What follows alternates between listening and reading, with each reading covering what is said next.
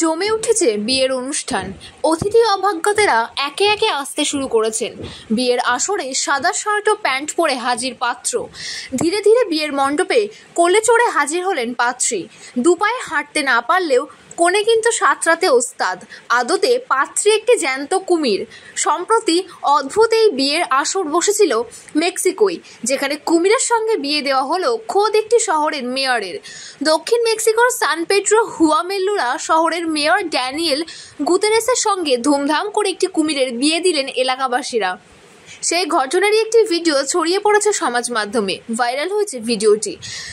সেই ভিডিওয় দেখা গিয়েছে বর সাদা বিবাহের পোশাক পরেছেন এবং তার ব্লেজারের কুমিরের নকশা আঁকা। মজার বিষয় হলো, কুমিরটিকেও সাদা গাউনে সাজিয়ে বিয়ের আসরে আনা হয়।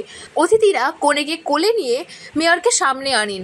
বিয়ের পর্ব মিটে যাওয়ার পর কুমিরটিকে চুম্বনও করতে দেখা যায় বরকে, যদিও সুরক্ষার কারণে কুমিরটির মুখ বাঁধা ছিল। কুমিরের সঙ্গে বিয়ে দেওয়ার আসলে মেক্সিকোর একটি প্রাচীন প্রথা। ওই গ্রামের প্রচলিত বিশ্বাস, কোনো প্রাণীকে বিয়ে করলে নাকি প্রকৃতি সন্তুষ্ট হন। প্রথাটি প্রায় 250 বছরের পুরনো।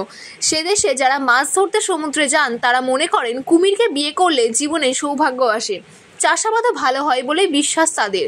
মানুষের সঙ্গে প্রকৃতির মিলনের নিদর্শন হিসেবে এই বিয়ের প্রথা চলে আসছে বহুদিন ধরেই।